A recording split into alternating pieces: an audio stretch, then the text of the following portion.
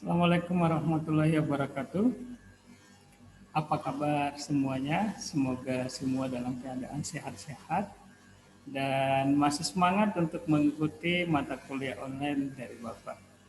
Hari ini kita akan kuliah tentang riset keperawatan yang akan membahas tentang populasi, sampel, pengumpulan data, dan instrumen. Oke, kita langsung masuk saja. Untuk yang pertama, definisi populasi. Populasi itu adalah jumlah keseluruhan atau satuan-satuan individu yang karakteristiknya hendak diteliti.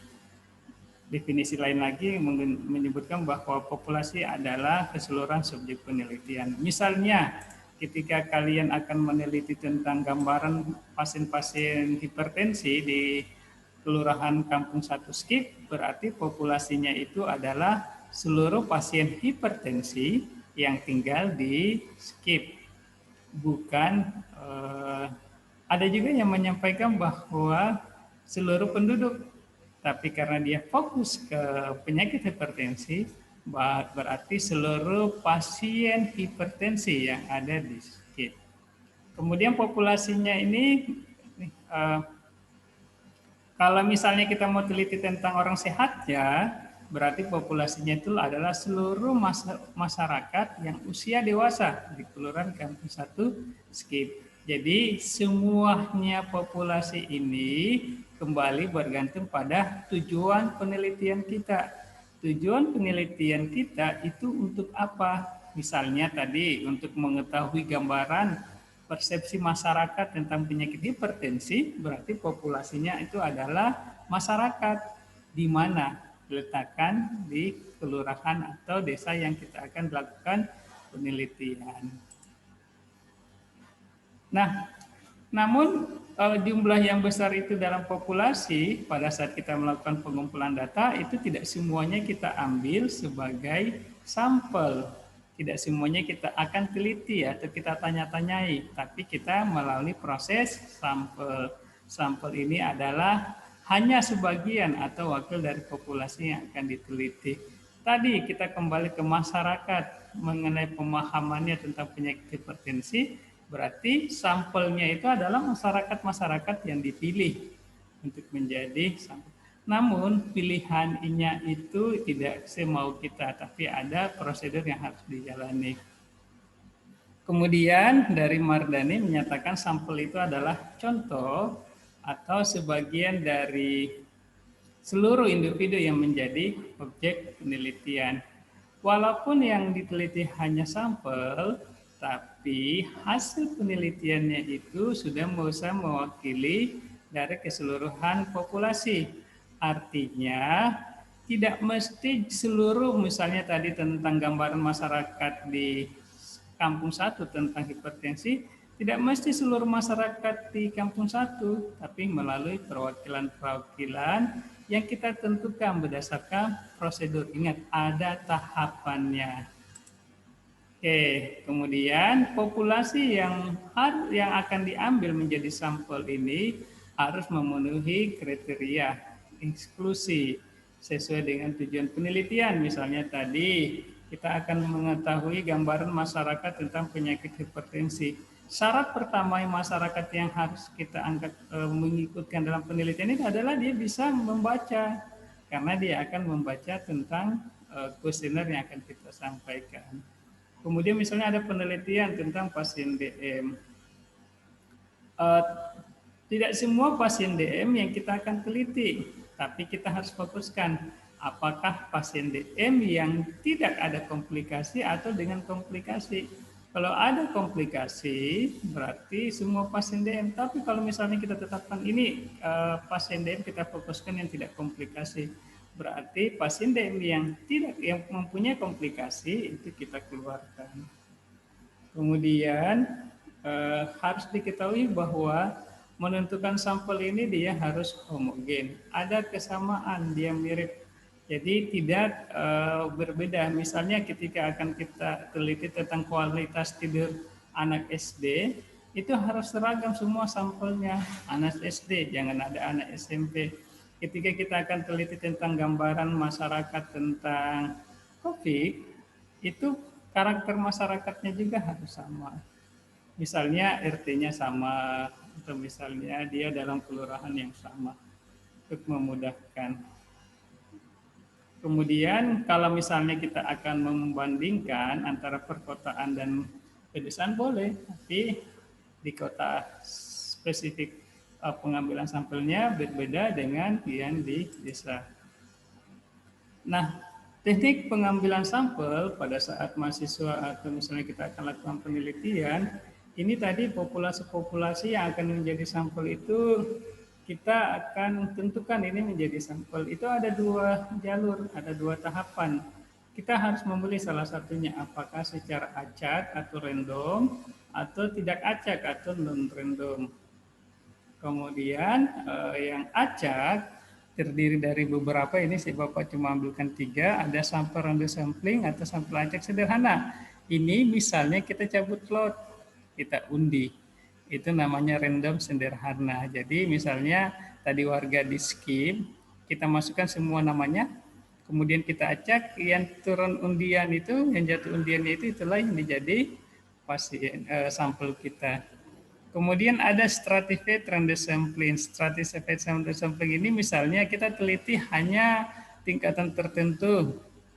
Misalnya kita hanya teliti wanita yang berkarir, wanita yang bekerja, itu berarti kita stratified. Atau kita teliti hanya orang yang berpendidikan tinggi, itu namanya kita stratified. Atau misalnya kita teliti hanya berdasarkan jenis kelamin. Klaster sampel atau sampel gugus. Klaster ini adalah wakil-wakil dari setiap daerah. Misalnya sekarang tadi kita teliti di SKIP. Di SKIP itu ada berapa RT? Ada 16, ada 20 RT. Nah, kita usahakan bahwa perwakilan antara RT ini ada dari 20 RT. Intinya tadi dia harus homogen. Berarti berasal dari RT yang sama. Jangan lagi ambil dari RT yang lain. Kalau penelitiannya di kelurahan.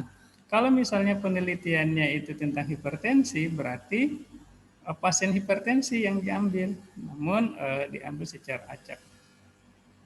Kemudian tidak acak, non-random.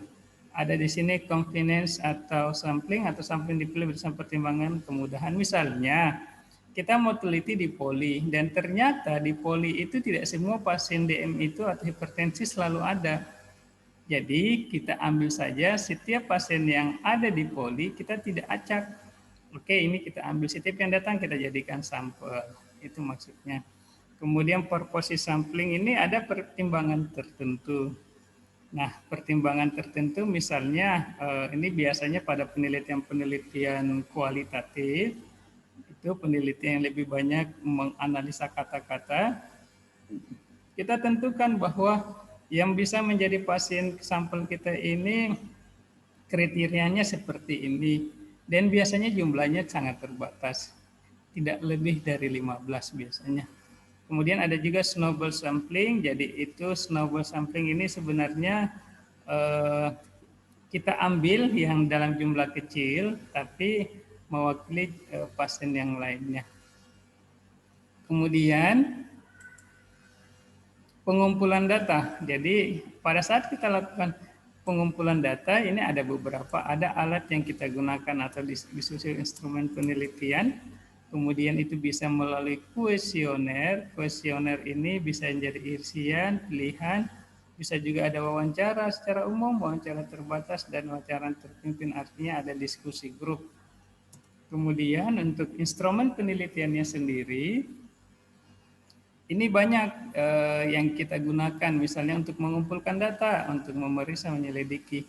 Tidak hanya melalui kuesioner, bisa juga melalui lembar observasi. Contohnya, ketika kita akan melihat perubahan tekanan darah pada saat diberikan relaksasi atau aromaterapi, itu kan tidak melalui kuesioner, melalui lembar observasi tekanan darah sebelum dilakukan tindakan dan sesudah dilakukan tindakan. Jadi banyak hal yang bisa dilakukan untuk mengambil data ini. Intinya semua kembali dari tujuan penelitian.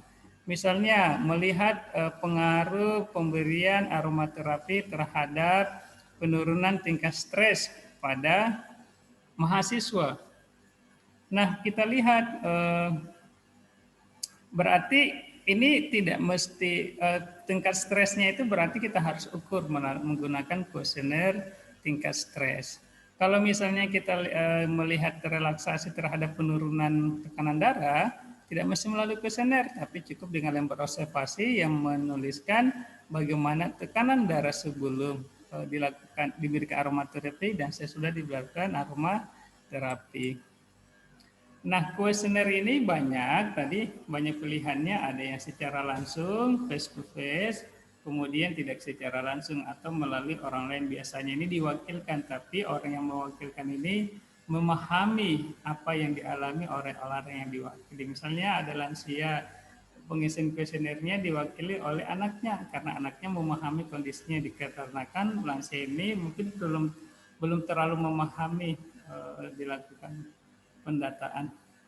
Kemudian ada usianya open ended. Open ended itu antara ya dan tidak.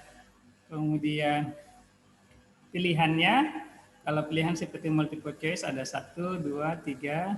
Kemudian ada kombinasi. Banyak hal. Jadi kuesioner ini mungkin seperti juga soal-soal yang ada di saat ujiannya.